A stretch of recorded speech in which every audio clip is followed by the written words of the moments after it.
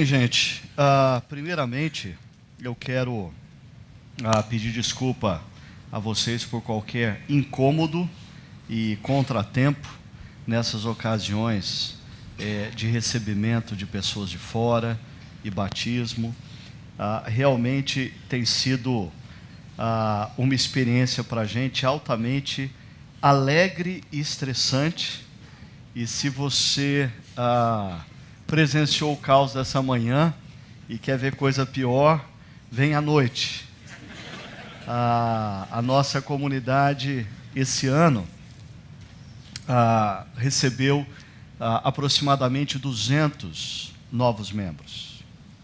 200 novas pessoas. Isso é uma outra igreja em um ano.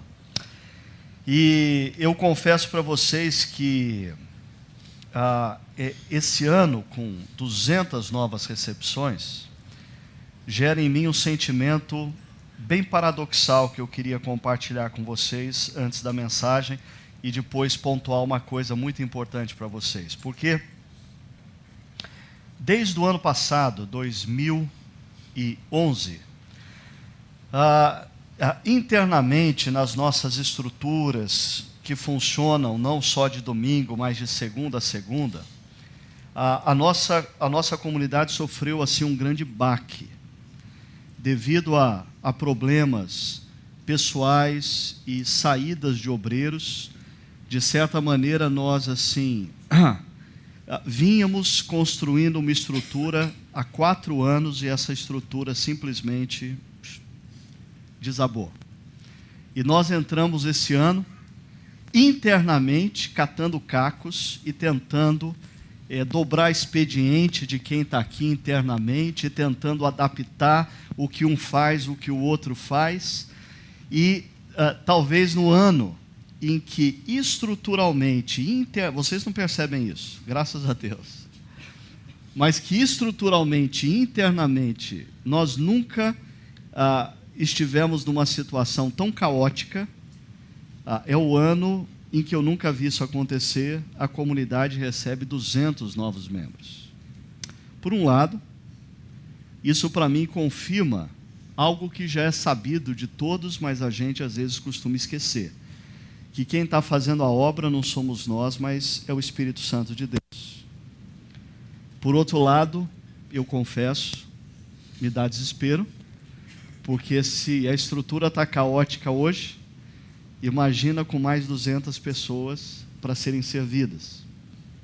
Então, orem por isso. Orem por isso.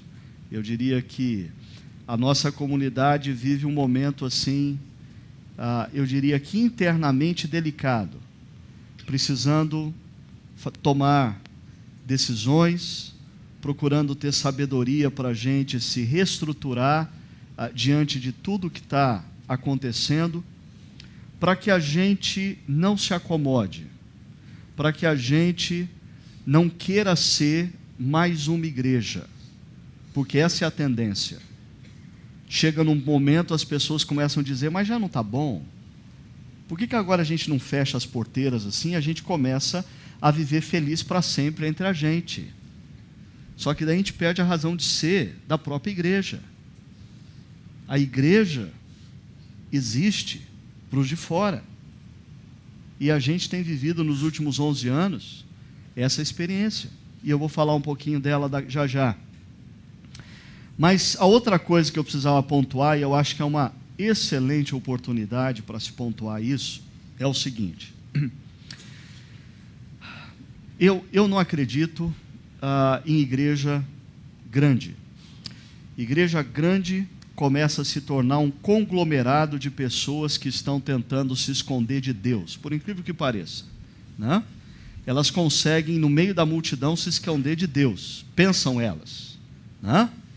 Então, a única alternativa para a nossa comunidade é nós assumirmos o fato de que nós vamos e temos que ser uma grande comunidade dividida em pequenas comunidades, divididas em pequenos grupos. Deixa eu explicar isso. A nossa comunidade hoje é uma comunidade dividida em 3. Nós temos a reunião que acontece de sábado à noite no Careca Sport Center. É uma comunidade que nós chamamos de Chácara Alphaville. Nós temos essa reunião que acontece todo domingo às 10 horas da manhã, que nós chamamos de Chácara Paineiras Manhã. É outra comunidade. E nós temos uma outra comunidade que funciona no domingo à noite, que nós chamamos de Chácara Paineiras Noite. Se você achava que a nossa igreja, na verdade, tinha 3 cultos para ter um cardápio diversificado e você poder olhar o seu final de semana e falar, bom, sábado à noite tem casamento de fulano, então esse domingo eu vou domingo de manhã. Não, domingo de manhã tem Fórmula 1, então eu vou domingo à noite. Não, domingo à noite tem jogo importante do Campeonato Brasileiro, então eu vou no sábado. Eu não vou ter mais esse problema ano que vem. Não vou perder culto de domingo à noite, não vai ter jogo importante do Campeonato Brasileiro para mim o ano que vem, certo? Então eu vou estar aqui todo domingo, não tenho problema com isso, ok? Só não marco compromisso para mim terça e sexta-feira à noite, eu vou estar ocupado, tá bom? Agora, voltando, é muito importante que você entenda, porque senão você, membro dessa comunidade, você, líder dessa comunidade, começa a semear no nosso meio aquilo que a gente tem procurado mais combater, que é o consumismo evangélico. Gente que consome igreja, gente que consome pastor, gente que consome pregação. A gente tem que combater esse tipo de coisa. Se você quer integrar uma comunidade séria, e você quer crescer como cristão de maneira sadia, você tem que tomar uma decisão. Você não tem todo final de semana 3 opções no seu cardápio espiritual. Você tem que fazer uma escolha sobre qual é a comunidade a qual você vai pertencer. Ok?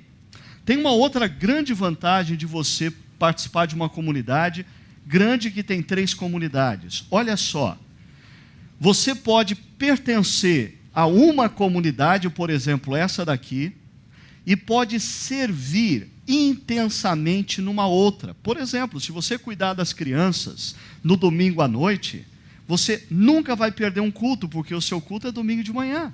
Você vem, participa do culto, adora a Deus, escuta a palavra e serve numa outra comunidade. E ajuda numa outra comunidade. Ok? Mas é muito importante que você tome uma decisão. A qual comunidade eu pertenço? É muito importante que os líderes de grupos pequenos tomem uma decisão. Qual é a comunidade a qual você pertence e ao que seu grupo pertence? Você tem que incentivar o seu grupo a pertencer à sua comunidade. Sabe por quê? Líder de grupo pequeno, é você que tem que cuidar dessas pessoas e perceber se elas estavam ou não no último domingo, porque a gente não dá conta. Se o líder de grupo pequeno não assumir a missão de zelar por aqueles que participam do grupo pequeno, isso aqui vai virar uma grande plateia que consome pregação. Então você tem que tomar a decisão, qual é a comunidade a qual você pertence? E aí você tem que tomar uma outra decisão, qual é o grupo pequeno dessa comunidade a qual você vai pertencer? Você precisa de um grupo pequeno. Você precisa de um grupo pequeno. Você precisa de um grupo menor. Peraí, deixa eu explicar direitinho. Você que está chegando agora, eu sei, você não precisa de grupo pequeno e você nem quer grupo pequeno. Você que tem chegado há meses ou há anos, você que está numa jornada espiritual ainda tateando para saber o que você quer da vida cristã, se você quer ou não seguir esse tal de Jesus, eu sei. Você quer chegar aqui, ficar no anonimato, de preferência no fundão, acabou a reunião, antes da bênção, você sai fora e você não quer que ninguém peça para você o seu nome, o seu telefone, o seu endereço. Estou contigo. Estou com você. Fica à vontade, você tem todo o tempo do mundo para ficar assim, analisando, avaliando, ouvindo. Deus não teve pressa comigo, eu não vou ter pressa com você, ok? Então fique à vontade. Agora, eu estou falando para aqueles que tomaram uma decisão de se tornarem discípulos de Jesus diante dessa comunidade e disseram, eu sou discípulo de Jesus e eu pertenço a essa comunidade. Você precisa de um grupo pequeno. A única forma de você ser cuidado é você estar num grupo pequeno. A única forma das pessoas saberem o seu nome e a sua história é num grupo pequeno. Mais e mais numa comunidade desse tamanho, a gente vive experiências que para mim assim são terríveis. Eu tenho dito isso. Talvez Deus tenha feito em mim uma coisa paradoxal. Ele me deu dons que capacitam uma igreja a crescer, mas Ele não me deu um coração de pastor de igreja grande. Não deu. Assim, então quando eu estou andando num shopping center e uma pessoa fala assim: oi pastor, e eu olho para ela, eu digo, eu nunca vi essa pessoa. Esse negócio faz eu me sentir o pior pastor da face da terra. Juro. Agora, a única forma, numa comunidade que cresce como a nossa, de você efetivamente ter pastor, é você se vinculando a um grupo pequeno. Senão não vai ter jeito. Então, uma grande comunidade dividida em comunidades menores, divididas em grupos pequenos. Esse é o único caminho desse... Está em moda aqui a palavra sustentabilidade. Né? Eu diria, esse é o único caminho de ter um crescimento sustentável numa comunidade como a nossa. E você tem que participar disso. Como aqueles que foram recebidos como membros, aqueles que são líderes de grupos pequenos, aqueles que são pastores dessa comunidade. Nós precisamos encarnar essa necessidade da gente se estruturar em torno de comunidades menores e dentro das comunidades menores, grupos pequenos. Ok? Agora, talvez todo momento que foi vivenciado aqui, especialmente aquele no qual nós recebemos pessoas que compreenderam a graça de Deus e se renderam ao amor de Jesus e foram batizados, aquele momento foi precioso para a comunidade, mas especialmente precioso para aquelas pessoas que têm trabalhado com o ministério de grupos pequenos. A gente tem ali 3 mãezonas que ficam sempre juntinhas. Elas não são os pais de todos, elas são as mães de todos, né? E mais algumas pessoas têm se dedicado a esse ministério, como Marco, Hamilton, Wagner e outros. Mas por que para eles esse momento é tão especial? Eu diria, porque eles conhecem as histórias por detrás das faces. Para alguns de vocês que viram essas pessoas aqui, primeiro, alguns de vocês não enxergaram pessoas, enxergaram um bando. Ok? Alguns foram mais sensíveis e enxergaram um bando de pessoas. Alguns enxergaram pessoas, mas alguns enxergaram histórias por detrás de faces. E isso muda completamente o valor do que aconteceu aqui. Acredite. Eu diria que, já disse isso outras vezes, um dos maiores privilégios que Deus me deu na vida,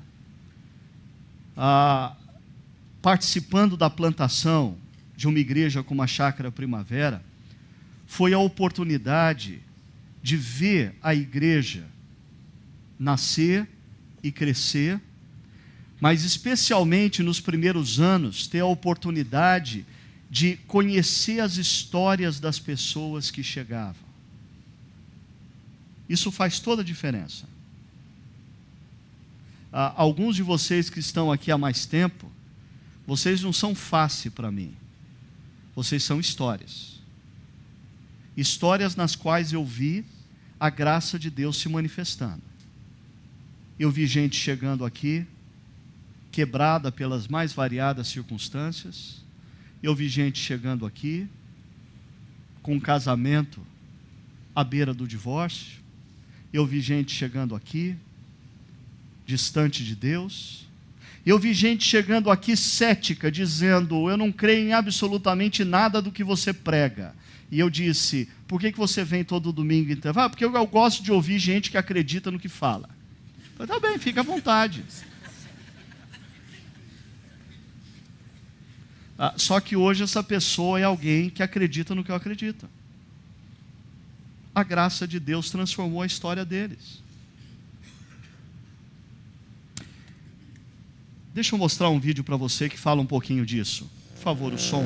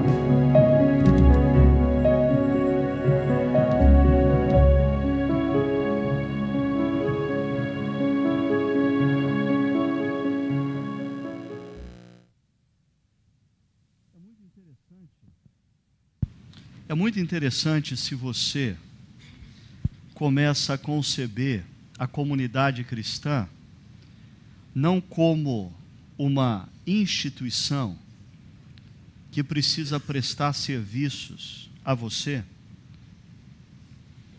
mas como um encontro de histórias. Porque cada um aqui traz uma história. E apesar do tamanho da comunidade, de eu pessoalmente não conseguir mais saber o nome de cada um e a história de cada um, quando eu vi aquelas pessoas aqui à frente, algumas das histórias eu ainda conheço. E eu contemplava aquele momento de batismo, de recepção, lembrando qual foi a primeira vez que aquela pessoa chegou na comunidade, quem a trouxe. Eu me lembro dos primeiros encontros de aconselhamento, eu me lembro das crises, eu me lembro quando surgiu o namorado, eu me lembro da cerimônia de casamento, eu participei dela, eu me lembro da gravidez, eu me lembro do nascimento dos filhos. Histórias. Mas não são histórias lineares. São histórias marcadas por crises, por altos e baixos.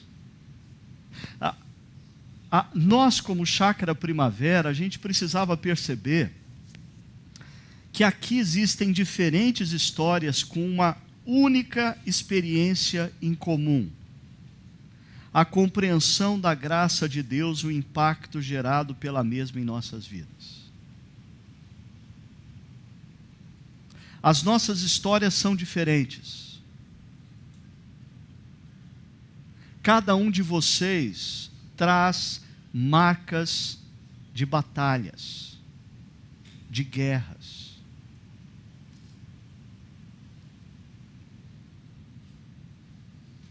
Cada um de vocês traz no peito algumas medalhas de vitórias conquistadas. Mas o que nos une aqui é a compreensão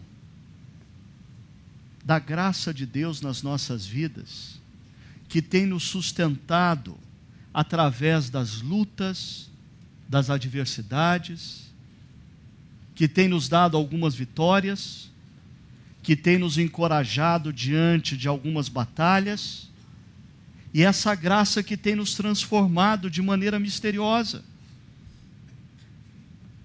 O que nos une aqui é uma só coisa: a graça de Deus nos alcançou. E está fazendo de histórias muitas vezes complexas, confusas, caóticas, um poema. Esse é o poder da graça.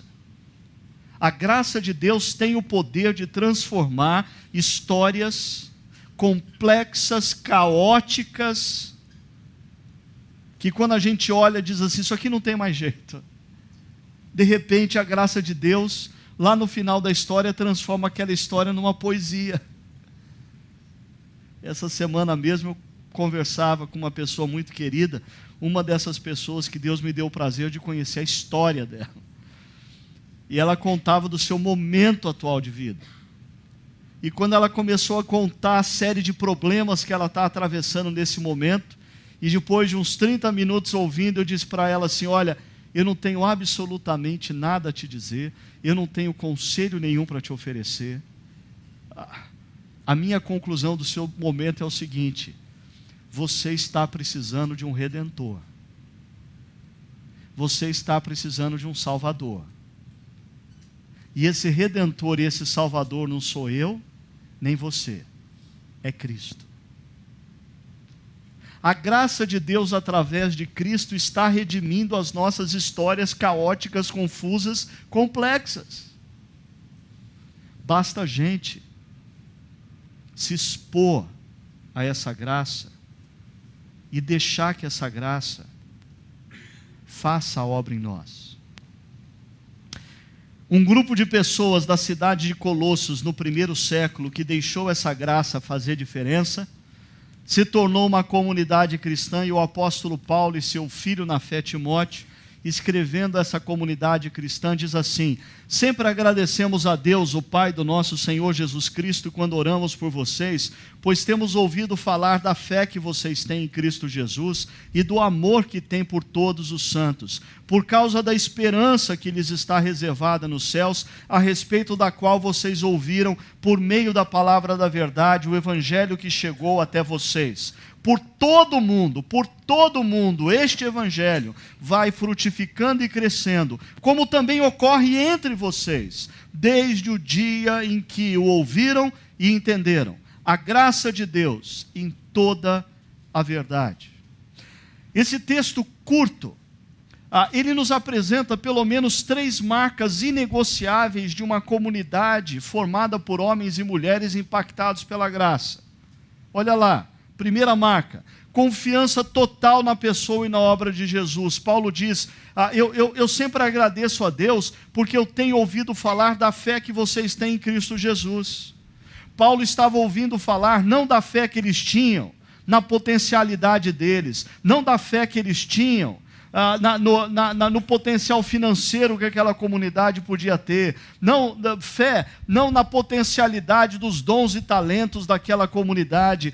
Paulo estava dizendo que ele agradecia a Deus porque aquela comunidade era uma comunidade que confiava única e exclusivamente na obra que Jesus Cristo fez na cruz e que nos afeta até hoje. A frase citada pelo Wagner, não há nada que eu possa fazer para Deus me amar mais, nem nada que eu possa fazer para Deus me amar menos. Deus me ama plenamente, e a prova disso é o que Ele fez naquela cruz. E uma comunidade impactada pela graça é uma comunidade que não confia na sua própria performance, não confia na sua própria capacidade de se transformar, no seu próprio poder econômico. É uma comunidade que confia única e exclusivamente no que Jesus Cristo fez e vive dia após dia na confiança do que Jesus fez. A segunda marca, Paulo aponta o amor de uns para com os outros. Ele diz, além da fé, ele diz acerca do amor que tem por todos os santos. Uma comunidade impactada pela graça é uma comunidade que ama. Uma comunidade impactada pela graça é uma comunidade que homens e mulheres são movidos do seu egocentrismo para o serviço ao outro. Uma comunidade impactada pela graça é uma comunidade em que pessoas abrem mão do seu conforto, das suas agendas, para servir outras pessoas, quer tocando, quer orando, quer dando aula de princípios básicos, quer cuidando de um grupo pequeno. Tudo isso custa e custa muito nos dias atuais, porque nós fazemos parte de uma geração que nós não temos problema nenhum em dar dinheiro para pagar para outro fazer. O que nós não queremos fazer é empenhar o nosso tempo. O nosso tempo é o nosso Deus. Mas pessoas impactadas pela graça são pessoas que usam o seu tempo para o serviço a outros também. Uma comunidade impactada pela graça é uma comunidade que se move na direção de Codó. É uma comunidade que dispõe de advogados, de médicos, de professores que abrem mão sim do seu tempo e parte dos seus recursos para ir servir aqueles que estão esquecidos por tudo e por todos. Uma comunidade impactada pela graça é uma comunidade que faz com que os seus jovens pensem menos em baladas e mais em serviço engajado aos menos necessitados. Ontem, lá no Alphaville, eu tive uma alegria de ver uma jovem sendo batizada como discípula de Jesus. Mas no sábado de manhã, ela tinha estado com um grupo de 20 jovens da nossa comunidade, do outro lado da cidade, ajudando a construção de uma casa de uma família desfavorecida. É o impacto da graça na vida das pessoas. Quando nós somos impactados pela graça, não tem mais como a gente continuar vivendo essa vida egocêntrica. Os nossos olhos se abrem para as possibilidades de serviço e amor. E uma terceira marca. O apóstolo Paulo fala da esperança de uma realidade maior e melhor. Ele fala da fé, ele fala do amor, mas ele fala que aquela comunidade tinha uma esperança que estava reservada nos céus. Aquela comunidade é uma comunidade que não crê meramente no que vê. Aquela comunidade era uma comunidade que não achava que a vida se restringia à história. Porque se você acha que a vida se restringe à história, você vai se tornar uma pessoa refém da ansiedade e do medo. Porque se você acha que a vida se restringe a essa história, você vai ter que colocar todos os seus esforços, todo o seu dinheiro, toda a sua condição, custe o que custar, para você ser feliz ou para você ser qualquer coisa nessa vida. Porque a sua esperança se restringe a essa vida. Mas quando os seus olhos se abrem para o fato de que essa vida é antessala daquilo que está por vir, a eternidade, quando você se conscientiza que a história é espaço de missão, não é espaço de gozo e de descanso. Jesus, quando recebe os seus servos na eternidade, diz: vinde benditos do meu Pai, para o seu gozo eterno. Aí chegou a hora do prazer, do descanso. Hoje nós estamos engajados na missão. Mas mesmo cristãos, mesmo aqueles que se dizem discípulos de Cristo, mas que são reféns da história e não têm uma visão da eternidade, não usufruem desse momento com o profundo engajamento que eles poderiam usufruir. Essas 3 marcas são marcas de toda e qualquer comunidade cristã, em qualquer momento histórico, em qualquer lugar da face da terra, impactada pela graça: fé, amor e esperança. Mas ainda falando da esperança, o apóstolo Paulo diz assim: a respeito da qual esperança vocês ouviram por meio da palavra da verdade. Ok, então a gente chegou num outro elemento aí. Quem gerou essa esperança na mente e no coração dos cristãos de Colossos foi a palavra da verdade. Quem gerou esse amor pelos de fora na comunidade de Colossos foi a palavra da verdade.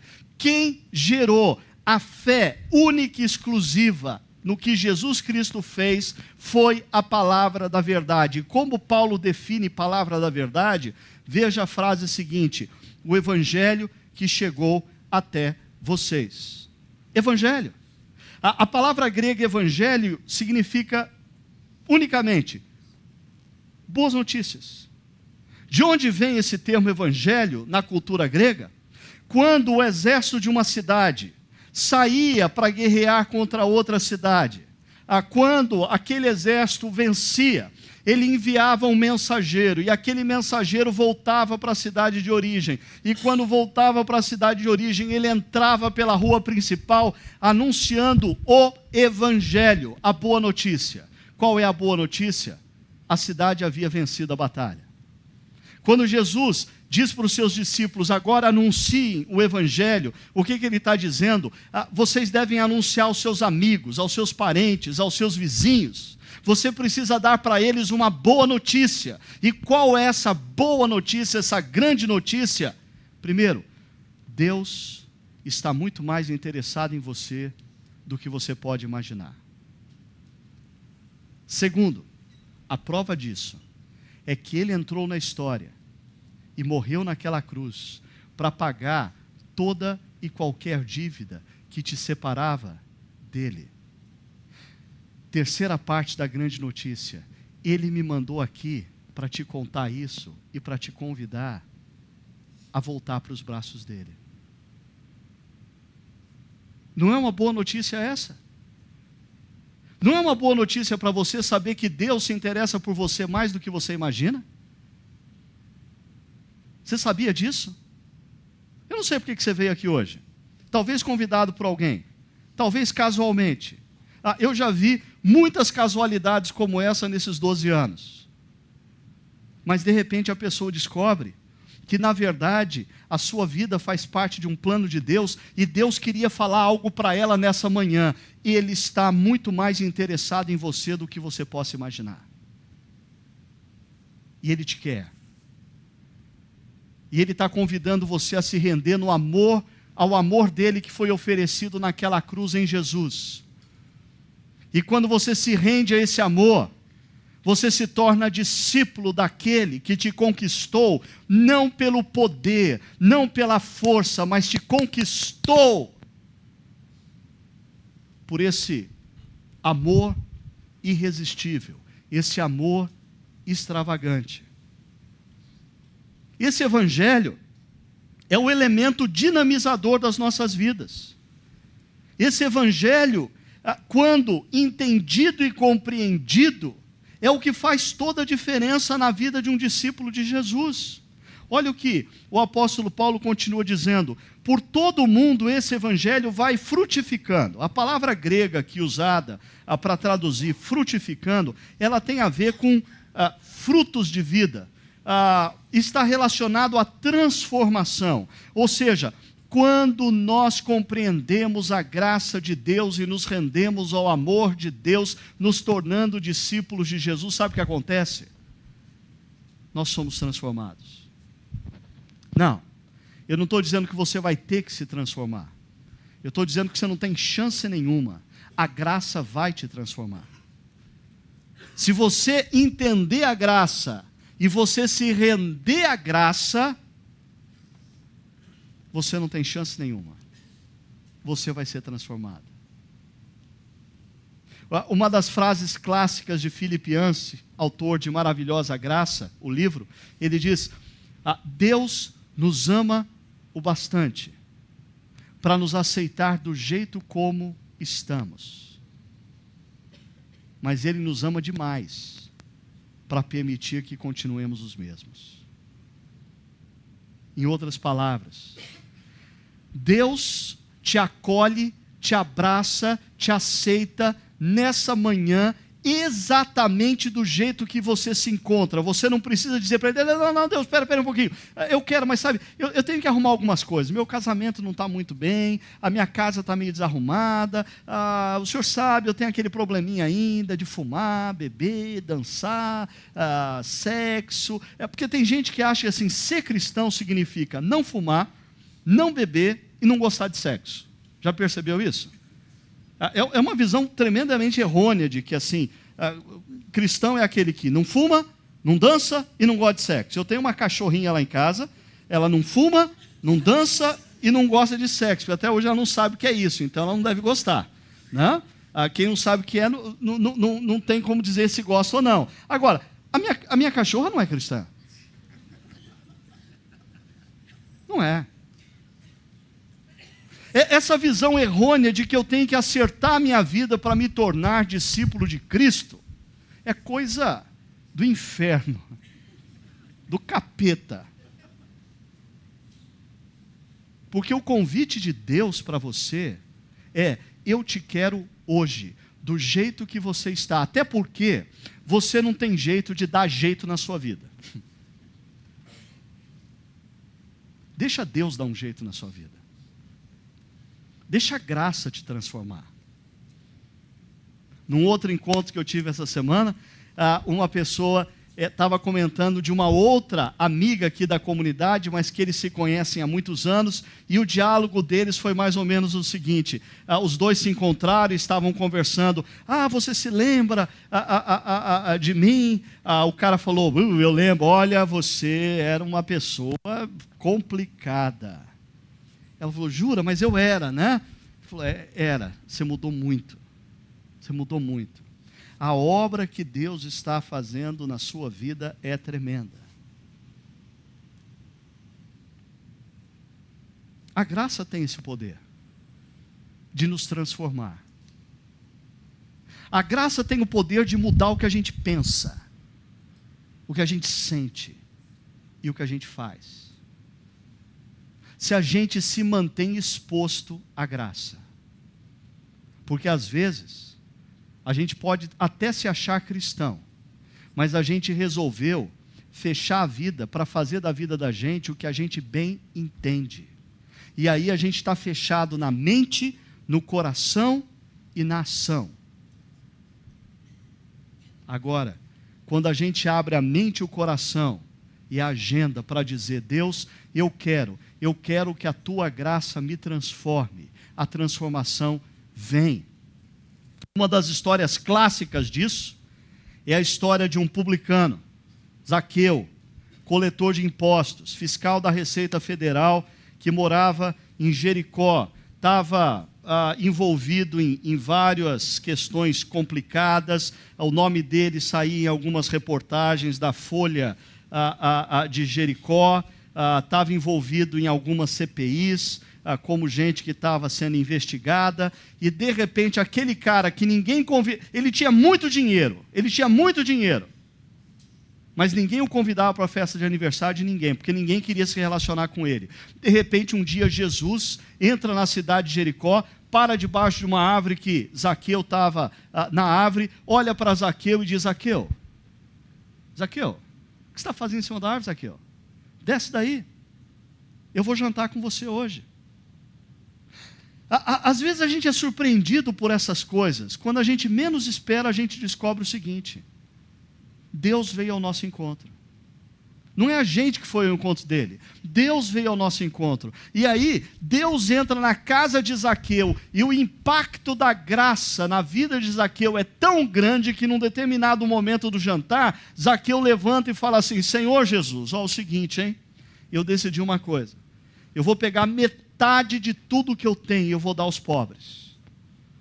E se eu lesei qualquer pessoa no cumprimento das minhas funções, eu vou restituir 4 vezes mais. A gente vive num país contaminado pela corrupção em todos os níveis, em todos os poderes. A gente pode determinar novas leis, criar novas leis, aumentar o rigor da vigilância, tentar punir quem faz o mal. Só que o que aconteceu com Zaqueu, não há lei na face da terra que consegue gerar. O que aconteceu com Zaqueu, não há fiscalização que consiga produzir. O que aconteceu com Zaqueu, só a graça de Deus pode gerar. É uma transformação de dentro para fora. É uma transformação que faz com que uma mulher pecadora escute do mestre: vai, não peques mais. E aquela palavra é tão poderosa quanto a que Jesus se refere a um paralítico: levanta, toma o teu leito e anda. Quando você se expõe à graça de Deus, a graça de Deus te transforma. Mas existe um outro fato aqui. Diz que o evangelho vai frutificando na vida da gente e vai crescendo na vida da gente. E o termo aqui, crescer, tem a ver com multiplicação. Tem a ver com o que aconteceu com aquela mulher de uma cidade chamada Samaria. Ela também, que era uma mulher da vida, que não era bem vista pela maioria das mulheres da cidade. Por isso, ela ia até o poço para pegar água num momento que ela tinha perfeita certeza de que ninguém iria encontrá-la. Ela queria sair da casa dela, ir até o poço, pegar água e voltar sem encontrar com ninguém. Mas Deus é tão irônico que Deus resolve esperar ela sentada no poço, no momento que ninguém ia no poço, mas Deus sabia que ela ia. E quando aquela mulher chega no poço, Jesus está ali. E Jesus diz para ela: você podia me dar um pouco da água? E ela percebe o sotaque judeu de Jesus. E ela era samaritana. E judeu e samaritano não se davam bem, igual torcedor. Não vou falar sobre isso. Estou numa fase que emocionalmente eu não estou preparado para brincar com essas coisas mais. Mas a mulher escuta o sotaque de Jesus e diz: como você, sendo um judeu, me pede água? Jesus olha para aquela mulher e diz assim: mulher, se você soubesse quem eu sou, você não somente me daria água, mas você me pediria a água da vida que você tanto precisa. Porque a tua sede é existencial. Você é o que você é, porque você passa a sua vida toda tentando preencher o vazio do seu coração. E só eu tenho a água que pode saciar a tua sede. Só eu posso preencher o vazio do seu coração. Sabe o que aquela mulher faz? Ela sai correndo, entra na cidade e convida os homens daquela cidade para que venham e vejam quem ela encontrou. Sabe o que eu mais vejo, ou o que eu mais vi na nossa comunidade nesses quase 12 anos? Gente que vem,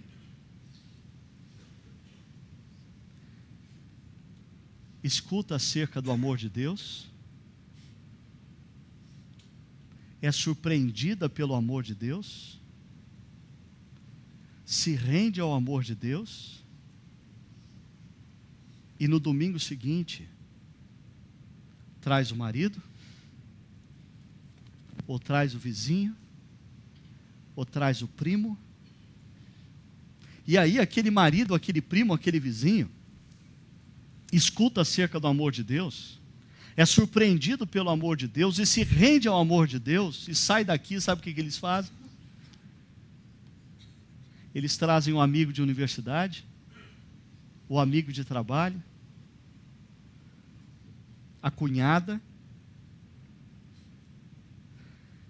Quando pastores me perguntam qual é a estratégia da Chácara Primavera para crescer, eu digo, nenhuma.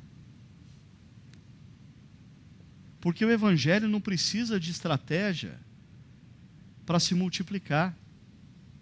O Evangelho gera impacto na vida da pessoa, e quando a pessoa é de fato impactada pelo Evangelho, ela não consegue nem se conter. Ela quer que todo mundo viva o que ela está vivendo. Alguns aqui sabem disso, outros não. Infelizmente, outros não.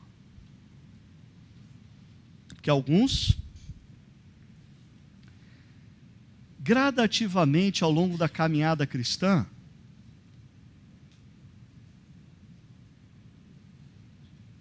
deixaram de refletir sobre a graça e o Evangelho. E aí a graça e o Evangelho se tornou um conceito teológico. E conceito teológico não nos inspira a convidar ninguém para participar disso. Eu estou falando dos crentes velhos. Eu acho que a gente precisa olhar para o que Paulo fala, que o Evangelho frutifica e cresce. A gente precisa olhar para essas pessoas que chegam domingo após domingo na nossa comunidade, e nós precisamos sim, cristãos mais antigos, rever, se curvar diante dessa verdade, analisar nossa mente e o nosso coração e se questionar o que está acontecendo comigo. Porque o que está acontecendo com a igreja, não tenho dúvida nenhuma, o Evangelho está frutificando e crescendo, mas o que está acontecendo comigo? Se eu perdi a capacidade de impactar os meus amigos, os meus vizinhos, os meus parentes, com esse amor, se eu perdi o entusiasmo por esse amor, eu preciso resgatar isso. Preciso.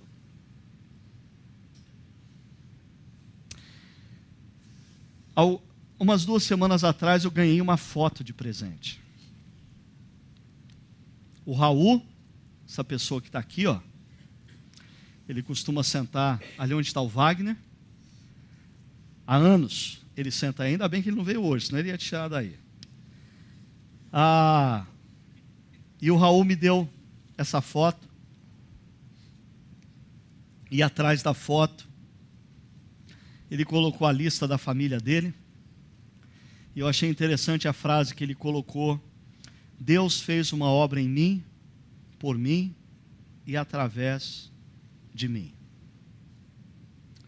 Em 1977, o Raul disse que tomou uma decisão. Ele percebeu que o casamento dele ia de mal a pior, e ele estava perdendo os filhos. E uma das decisões que ele decidiu foi começar a lutar karatê, aprender karatê. O Raul era da seleção brasileira de saltos ornamentais, professor de saltos ornamentais, e ele resolveu começar a aprender karatê. Para quê? Para ter os filhos por perto. Um deles está atrás da mesa de som hoje. E ele conseguiu aglutinar os filhos. O Raul hoje é mestre, faixa preta, e tem filhos e netos que também o são. Mas a coisa mais bonita que aconteceu foi que por volta de 2005, uma pessoa aqui da comunidade saiu para pescar com o Raul. E o Raul compartilhou com essa pessoa a crise existencial que ele estava vivendo, o fim do casamento, a depressão, a vida não tinha sentido. E aquele amigo de barco, de pescaria, falou assim para o Raul, Raul, o negócio é o seguinte, cara, eu acho que você está precisando de Jesus. O Raul falou, como é que é esse negócio de Jesus? O cara falou, eu não sei te explicar direito, mas eu conheço alguém que pode explicar.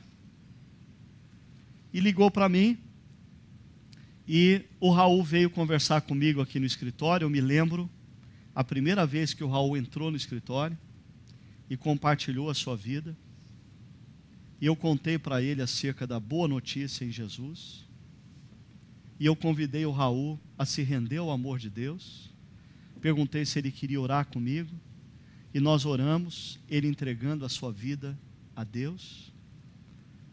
No domingo seguinte, o Raul estava aqui com a sua esposa Fátima. Nos domingos seguintes, o Raul gradativamente foi trazendo cada filho, cada neto. E hoje, o Raul, ele fala com muito orgulho, santo orgulho, do que a graça de Deus fez na sua vida e na vida da sua família. A graça de Deus se multiplicou na vida do Raul, como tem se multiplicado na vida de alguns de vocês. Paulo termina o texto dizendo, como também ocorre entre vocês, desde o dia em que, perceba, ouviram e entenderam.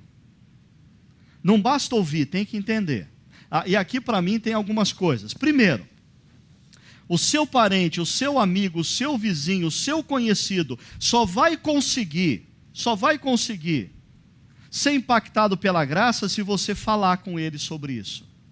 Porque se eles não ouvirem, não tem chance nenhuma.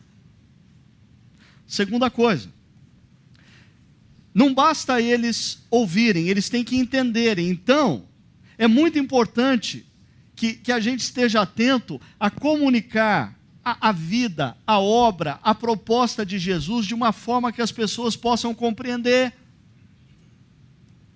É isso que a Chácara Primavera tenta fazer há 12 anos.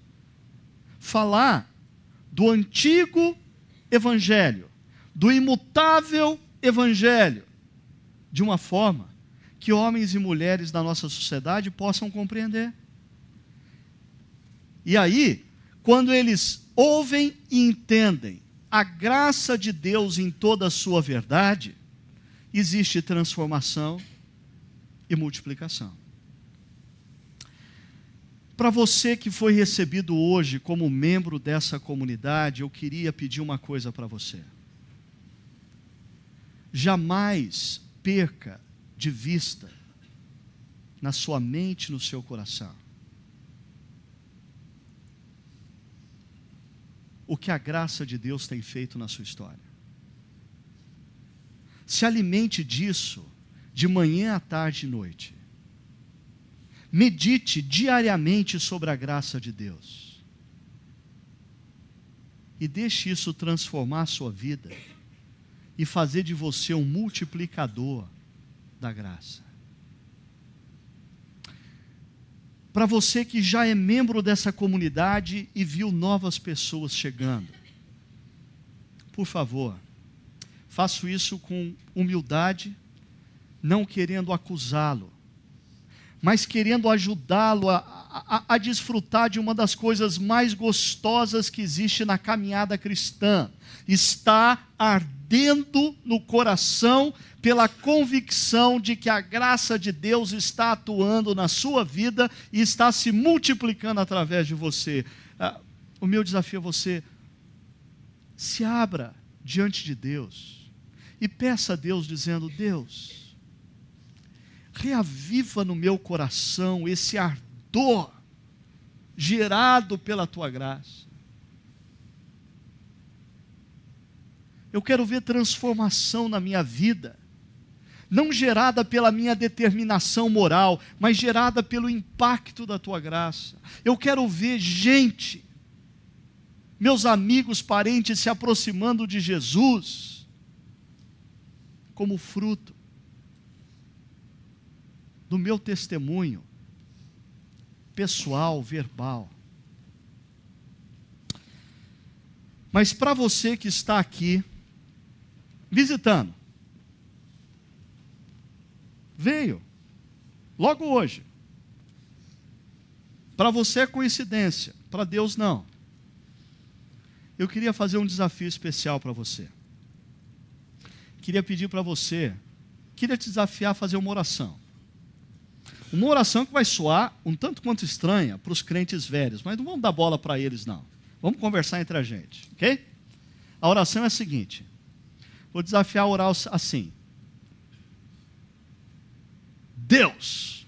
Tem que começar com Deus, senão não é oração, né? Deus. Eu não sei se você existe.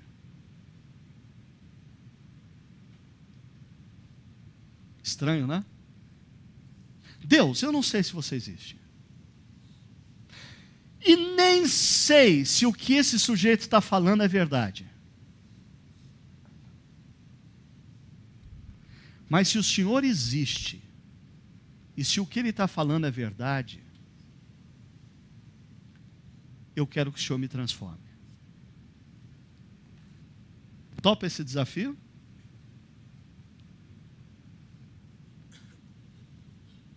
Por mais cético que você seja, você não vai perder nada. Você vai perder alguma coisa? Porque tem gente que é cético e banca, assim, que não, porque eu sou. Então, ok, você é macho, você é homem, então aceita esse desafio. Você não vai perder nada. Diz assim, faz uma oração. Deus, eu não sei se o Senhor existe. Já estou dizendo que não sei se o Senhor existe. Segundo, não sei se o que esse sujeito está falando é verdade.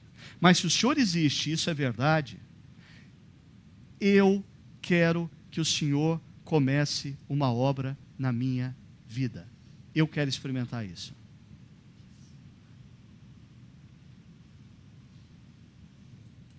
E daqui a alguns meses eu vou estar te batizando aqui. Porque você não tem chance. Quando você se expõe à graça de Deus, eu já vou te avisando. A graça de Deus é irresistível. A graça de Deus nos transforma. A graça de Deus se multiplica. A graça de Deus faz das nossas histórias caóticas, confusas e complexas uma linda poesia. Tem som? Amazing Grace. How sweet the sound. That saved. An alcoholic. Failure. Agnostic. Partier. Liar. Drug addict. A wretch. Like me.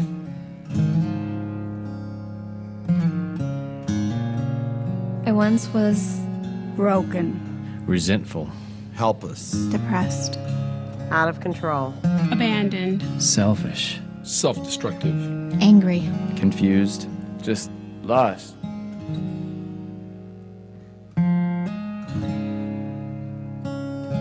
But now, I'm sober. Happy. Peaceful, Grateful. free, alive. Forgiven. I'm found. I was blind. To God. To faith, to love. Pero ahora, yo veo. I see that I matter. I see past my problems. I see my Savior. I see grace. Amazing Grace. 'Twas grace that taught my heart to fear, and grace my fears relieved. How precious did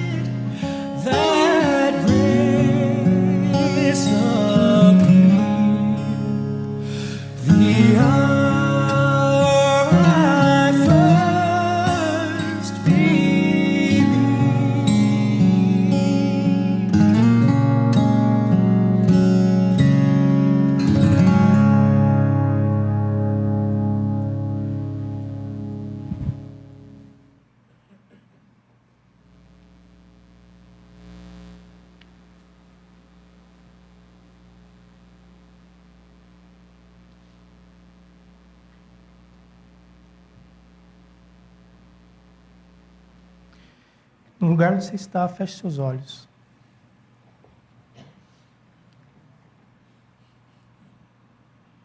E eu gostaria que você fizesse uma oração, falando com o Senhor sobre aquilo que você ouviu nesta manhã.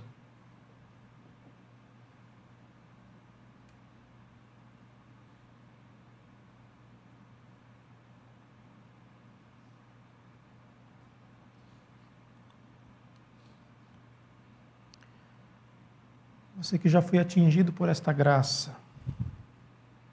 O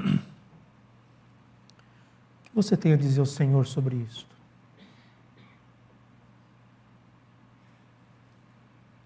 Você que não conhece essa graça.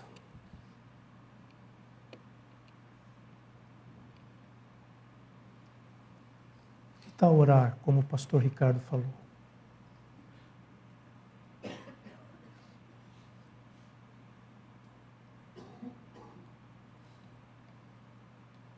Ó Jesus, muito obrigado pelo teu grande amor.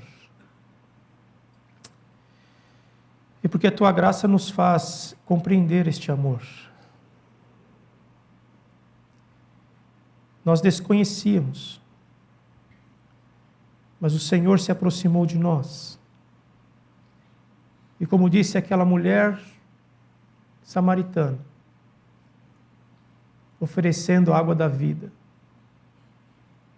e nós pudemos beber desta água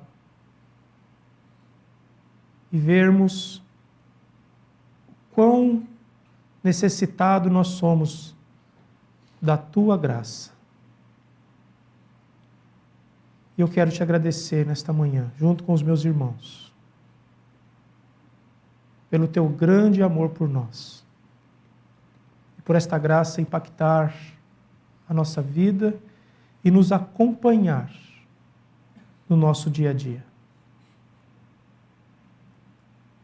Nós reconhecemos que não temos méritos nenhum, que não somos melhores do que ninguém. Mas quando a tua luz chega perto de nós, nós vemos as nossas misérias. Nós vemos nossas incoerências. Nós enxergamos os nossos defeitos. E obrigado porque a gente não sai correndo, mas a gente fica diante do Senhor para receber o teu amor, para receber o teu perdão e para sermos curados e tratados pelo Senhor. Que isso continue acontecendo na nossa vida, Senhor. Nós queremos mais e mais desta tua graça cuidadora na nossa vida e transformadora. E que o teu Espírito Santo entre no coração de todas as pessoas que estão aqui. E que o teu Espírito Santo fale ao coração delas nesta manhã, porque é Ele quem vai convencê-las do teu grande amor. Louvado seja o seu nome, Jesus. Tu és o Cordeiro que morreu por nós, mas que está sentado num trono e que está olhando e cuidando da nossa história. Em teu nome, Jesus. Amém.